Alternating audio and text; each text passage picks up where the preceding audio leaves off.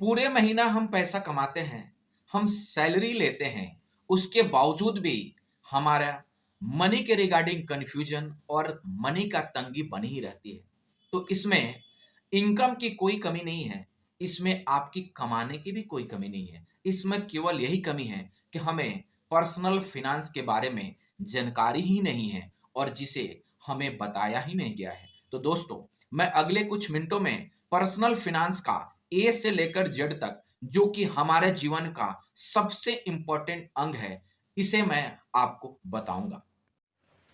Personal finance क्या होता है? तो पर्सनल फिनांस का मतलब होता है हम पैसा कैसे कमाते हैं, हम पैसा कैसे खर्चते हैं, हम पैसा बचाते कैसे हैं, हम पैसा इन्वेस्ट कैसे करते हैं, हम अपना फाइनेंशियल स्थिति को कैसे प्रोटेक्ट करते हैं। तो दोस्तों, पर्सनल फिनांस में ये सारे टॉपिक कवर होते हैं। तो बस अगले कुछ मिनटों में, कुछ स्टेप्स में मैं आपको पर्सनल फिनांस के ये सारे जो भी इसके अंदर आते हैं उसको मैं डिटेल में एक्सप्लेन करूंगा। सबसे पहला स्टेप है कि पैसे कमाना कैसे है। तो पैसा कमाना हर कोई जानता है, पैसा कहां कहां से कमाना है ये भी लोग जानता है। बस हमें ये जानना है कि पैसा जो भी हम कमा रहे हैं उसका इनकम मल्टीपल होना चाहिए। अगर आज एक इनकम है तो कुछ भी नहीं, बस हमें अपने आप को उस तरह से अपने आप को अपग्रेड करना है ताकि हमारा इनकम की सोर्स मल्टीपल हो। वो कैसे हो सकता है? तो बस हमें अपना कमाया हुआ पैसा को एक अच्छे तरीका से इन्वेस्टमेंट करना पड़ेगा, कुछ अच्छे स्किल सीखने पड़ेंगे जिससे हमारा साइड इनकम भी आ जाए। दूसरा, हम पैसे को मैनेज कैसे करें, डैट मीन्स खर्चे के ऊपर कंट्रोल करना। तो दोस्तों, पैसा आप चाहे कितना भी कमाएं, अगर आपका कंट्रोल खर्चे के ऊपर नहीं है तो आप कभी भी अमीरी की ओर नहीं बढ़ सकते हैं। और अमीरी की ओर बढ़ने में पैसा का कमाने से भी ज्यादा पैसे को खर्चने की तरीका हमें समझ में आना चाहिए। तो दोस्तों, कभी भी अपना खर्च इनकम से ज्यादा ना रखें। और आप ये कह सकते हैं कि खर्च का एक नियम है और वो नियम हमें मालूम होना चाहिए। वो है 50% on need and 30% on want. बाकी 20% हमें सेव और इन्वेस्ट करना है। तो नीड और वांट में हमें डिफरेंस भी समझना पड़ेगा ना, क्योंकि अगर हम नीड का बारे में समझ लिए और वांट के बारे में नहीं समझे तो इसको समझना सबसे अनिवार्य है। जैसे आपको भोजन खाना है, ये इंपॉर्टेंट है, ये नीड है, लेकिन आपको भोजन में क्या खाना है, जैसे पिज्जा खाना है, बाहर के रेस्टोरेंट में जाके खाना है, तो इसे हम वांट करेंगे, लेकिन खाना है वो हमारा नीड है। तो दोस्तों, हम अपने वांट को कंट्रोल कर सकते हैं, अपने नीड को नहीं कंट्रोल कर सकते। तो इसीलिए पर्सनल फिनांस में हमें एक्सपेंस के ऊपर सबसे इंपॉर्टेंट रोल प्ले करना है। और तीसरा स्टेप यह है कि सेव बिफोर इन्वेस्ट। सबसे पहला गलती और सबसे इंपॉर्टेंट गलती जो हम सब करते हैं क्या है? पहले सोचते हैं कि पहले सारे खर्चा निकाल दें, सारे खर्चा कंप्लीट कर ले, देन जो बचे उसे हम सेव करें। ये कभी भी नहीं होती है और किसी की लाइफ में खर्चे का जो भी है गिनती वो कम ही पड़ जाती है। तो इसीलिए अगर आपको 20% बचाना है तो सबसे पहले इनकम आते ही 20% को साइड कर दे और तभी आप 80% जो बचा है उसी को आप समझे हमारा इनकम है और उसी को अपना नीड और वांट में खर्चा कर ले।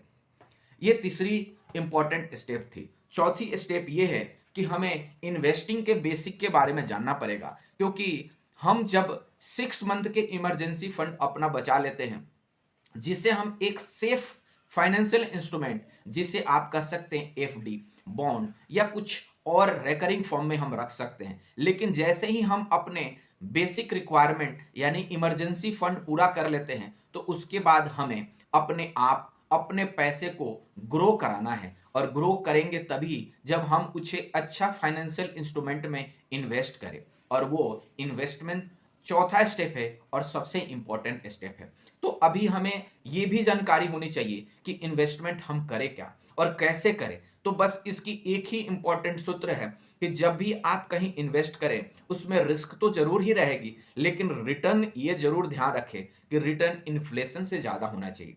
अगर आप यंग एज में हैं, आपकी उम्र 30 साल से कम है, तो मैं कहूंगा कि म्यूचुअल फंड, इक्विटी और आप रियल एस्टेट में इन्वेस्ट करें, क्योंकि उसकी रिटर्न नॉर्मली 12 से 15% होती है और हमारे इंडिया में इन्फ्लेशन 6 से 8% होता है।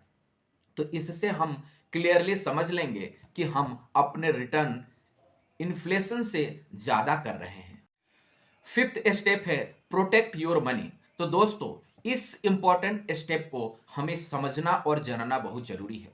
तो दोस्तों, हम जानते हैं कि हमने पहले स्टेप में पैसा कमाना सीख लिया, दूसरे स्टेप में पैसा को खर्चना कैसे है वो समझ लिया, तीसरी स्टेप में हमने ये सीख लिया कि हमें पैसा बचाना पहले है, चौथा स्टेप में हमने सीख लिया कि हमें इन्वेस्ट करना है। लेकिन ये पांचवा स्टेप, ये सारे स्टेप का अगर आप कहें तो इंपॉर्टेंट रोल प्ले करता है बचाने में, क्योंकि अगर हम अपना फाइनेंशियल पोजीशन को सेव नहीं करेंगे, प्रोटेक्ट नहीं करेंगे, तो एक भी गलत इंसिडेंट हमारे पूरे लाइफ के बचाया हुआ सारा पैसा बर्बाद कर सकता है। तो इसको बचाने के लिए, जैसे मान लीजिए कोई भी इनकम अर्निंग मेंबर है, अगर उसे कुछ भी हो जाए खुदा ना खास्ते, तो उसके डिपेंडेंट क्या करेंगे। तो इसीलिए हमें अर्ली एज में टर्म इंश्योरेंस, जिसे प्योर इंश्योरेंस आप कहते हैं, वो जरूर ले लेना चाहिए। दूसरा, हम सबको हेल्थ की इन्फ्लेशन यानी कि मेडिकल एक्सपेंसेस की इन्फ्लेशन के बारे में पता होगा। तो हमें अगर किसी को भी कुछ भी तबीयत खराब, इमरजेंसी कुछ भी आती है, तो हमारा बचाया हुआ सारा पैसा बर्बाद हो सकता है और इवन हमें कर्जा में भी लेकर जा सकता है। तो इसीलिए उसे भी बचाना पड़ेगा और उसके लिए हमें हेल्थ इंश्योरेंस अपने पूरे परिवार का रखना जरूरी है, ताकि कभी भी किसी भी तरह का तकलीफ होती है तो हम अपने हेल्थ इंश्योरेंस से बढ़िया इलाज करा पाए और फाइनेंशियली भी किसी से मांगना ना पड़े, किसी के ऊपर डिपेंड नहीं होना पड़े और अपना बचाया हुआ पैसा भी बर्बाद ना हो जाए। और दूसरों, सिक्स्थ और आखिरी स्टेप है कि हम जितना जल्दी अपना सेविंग, इन्वेस्टिंग शुरू करते हैं, उतना ही जल्दी हम अपना पैसे को इन्वेस्ट और कमाने के लिए लगा देते हैं।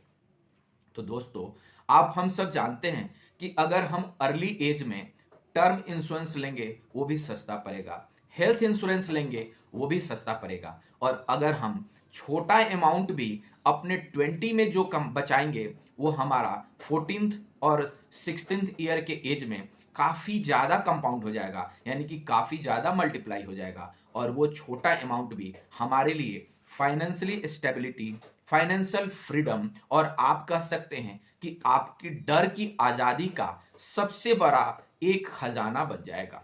तो दोस्तों, आपने अभी तक मेरा इस वीडियो को देखे होंगे, आपके जीवन में, आपकी पर्सनल फिनेंस में कुछ भी वैल्यू ऐड हुआ होगा, तो कृपया आप नए हैं तो मेरे चैनल को सब्सक्राइब करें, लाइक करें और कमेंट करें कि just today I have started my financial journey, और अपने दोस्तों को भी शेयर करें ताकि उन्हें भी पर्सनल फिनेंस के बारे में कुछ जानकारी हो और वो भी अपने लाइफ को एक अच्छे फाइनेंशियल स्टेबल पोजीशन में रख पाए। धन्यवाद दोस्तों, धन्यवाद।